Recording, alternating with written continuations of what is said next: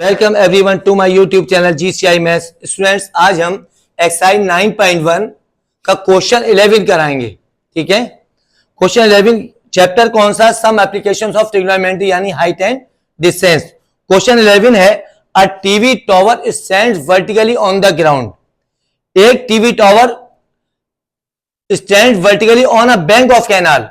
Canal के bank पर, यानी ये हो गई कैनाल, इसके बैंक पर एक ही टीवी टॉवर सीधा खड़ा है। ठीक, from a point on other bank, ये कैनाल हो गई, ये कैनाल का एक बैंक हो गया, ये दूसरा बैंक हो गया। इसके दूसरे बैंक से, from a point on the other bank directly opposite to tower, tower के अपोजिट में the angle of elevation of the top of tower is 60 degree. Tower के, ये टॉवर का टॉप है, टॉवर के टॉप का एलिवेशन एंगल 60 डिग्री है। कहां से? ये कैनाल के दूसरे बैंक से। ठीक है, टॉवर के टॉप का। फ्रॉम एनदर पॉइंट, एक दूसरे पॉइंट से 20 metre away from this point on the line joining this point to the foot of the tower. इसी लाइन पर, इससे 20 मीटर दूर, मान लीजिए वो पॉइंट हो गया डी, इस पॉइंट से टॉवर के टॉप का एलिवेशन एंगल कितना है? 30 डिग्री है। क्वेश्चन फिर से समझ लीजिए, ये कैनाल है,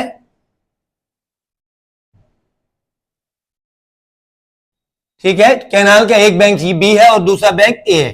कैनाल के एक बैंक पर टीवी टॉवर है और दूसरे बैंक से किसी पॉइंट से टीवी टॉवर के टॉप के एलिवेशन एंगल 60 डिग्री देखा गया, और इसी बैंक से कितना मीटर दूर? 20 मीटर दूर, मान लीजिए कोई पॉइंट दिए, इस पॉइंट से टॉवर के टॉप का एलिवेशन एंगल 30 डिग्री है। ठीक है, अब आपको बताना find the height of tower and the width of the canal. Canal की विड्थ भी निकालना है और टॉवर की हाइट भी। टॉवर इसमें BC है, कैनाल हो गया ये AB यानी XB हमें निकालना। लेट BC इक्वल H, हमने टॉवर की हाइट मान ली H and AB equal X और कैनाल की विड्थ मान ली हमने X। अब हम एक बार राइट एंगल लेंगे ABC और एक बार लेंगे right angle DBC। In right angle ABC tan 60, देखिए इसमें tan चलेगा क्योंकि हमें हाइपोटेनस से कोई मतलब इसमें नहीं है। tan 60 tan होता है P अपॉन B, P हो गया BC और बेस हो गई AB। tan 60 वैल्यू हो गई √3, BC हो गई H और AB हो गई S। अब इसको क्रॉस में चेंज हो जाते हैं, ये 3√3 यहां जाएगा, X यहां जाएगा, तो X equal to H upon √3 equation 1। अब हम ट्रायंगल लेंगे BCD। In right triangle BCD tan 30 equal P upon B, P हो गया BC और बेस हो गई DB। tan 30 value 1 upon √3, BC हो गई H और DB हो गई X plus 20। Cross multiply H √3 equal X plus 20, तो X equal H √3 minus 20 equal X, यानी X की वैल्यू आ गई H √3 माइनस 20। दोनों इक्वेशन आप X ही बना लिया करें, तो ये भी वैल्यू X की और ये भी वैल्यू X की, तो हम दोनों क्या करेंगे? इक्वल कर देंगे। From equation 1 and 2, H upon √3 equal H √3 minus 20। अब इसकी क्रॉस मल्टीप्लाई हो जाएगी √3 की H √3 से, √3 की 20 से, तो H इक्वल टू इसकी मल्टीप्लाई जब इससे हो गई तो 3H हो गया minus 20 √3, H minus 3H equal minus 20 √3, यहां बचा minus 2H equal minus 20 √3, minus minus cancel, H equal 10 √3। ये 2 डिवाइड में जाएगा, तो ये टॉवर की हाइट आ गई 10 √3। लेकिन हमें कैनाल की विड्थ भी निकालना है। अब कैनाल की विड्थ को हमने लेट किया था X। देखिए एक ऐसी वैल्यू ये रखी है और एक ऐसी वैल्यू ये रखी है, ये ज्यादा इजी पड़ रही है। From equation 1 X equal H upon √3 और H की जगह लिख देंगे हम 10 √3 अपॉन √3, X इक्वल टू आ गया 10। हम क्या लिखेंगे? हाइट ऑफ टॉवर, टॉवर की हाइट क्या आ गई? 10 √3 metre and width of canal equal 10 metre.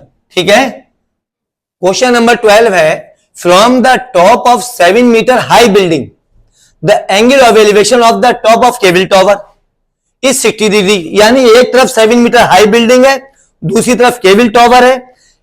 7 metre high building के टॉप से केबल टॉवर के टॉप का एलिवेशन एंगल, इसका मतलब ये बिल्डिंग छोटी है और केबल टॉवर बड़ा है। ये ग्राउंड लेवल हो गया, ये बिल्डिंग हो गई, ये केबल टॉवर हो गया। इसके टॉप से केबल टॉवर के टॉप का एलिवेशन एंगल। अब एंगल कैसे बनेगा, इसके पैरेलल एक हम हॉरिजॉन्टल लाइन लेंगे यहां से, ये हो गई बी, ठीक है। तो ये एंगल कितना दिया है, 60 degree. And the angle of depression of the foot is 40, और उसके फुट का डिप्रेशन एंगल इसी पॉइंट से बी से ही कितना है, ये 45 डिग्री। समझ में आ गया, ये एंगल 45 हो गया।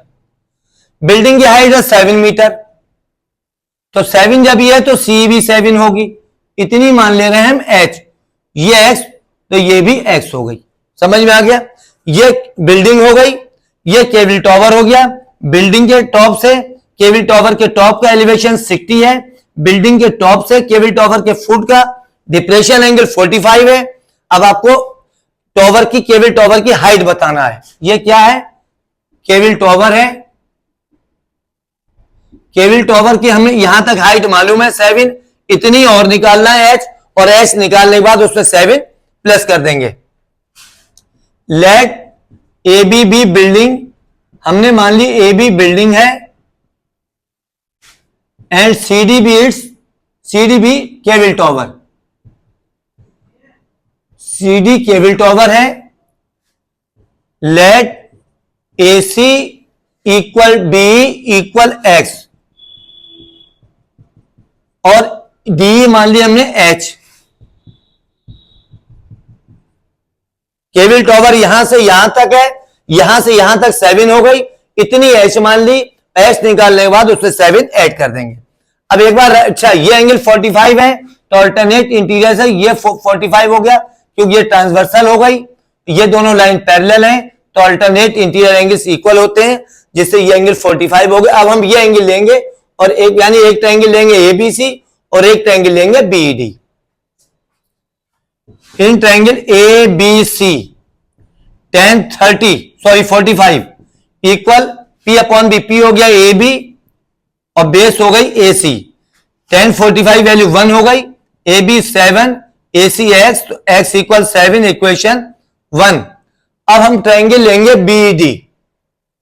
From triangle BD, in triangle BD tan 60 equal P upon B, P हो गया डी, पी हो गया डी और बेस हो गई B, D upon B. tan 60 value √3, D हो गई h और b हो गई x, क्रॉस मल्टीप्लाई होगी, ये x यहां आ जाएगा, √3 नीचे आ जाएगा, x equal to h upon √3, ये भी वैल्यू x की और ये भी वैल्यू x की, दोनों को हम इक्वल कर देंगे। From equation 1 and 2, h upon √3 equal 7, तो h इक्वल टू 7√3। ठीक, अब इसमें हम 7 ऐड कर देंगे तो ये टॉवर की हाइट आएगी। Therefore height of cable tower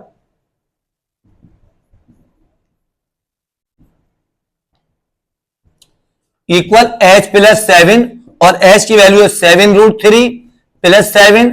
अब इसमें से क्या करेंगे, हम 7 कॉमन ले लेंगे, ब्रैकेट में बचेगा √3 प्लस 1। अब √3 की वैल्यू अगर दी होगी तो आप रख देंगे 1.732 प्लस 1, तो ये हो जाएगा 7 इंटू 2.732, 2 से मल्टीप्लाई कर, 7 से मल्टीप्लाई कर दीजिए,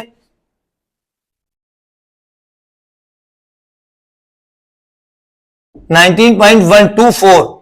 ठीक है, ये आ गई केबल टॉवर की हाइट। नोट कर लीजिए इसको।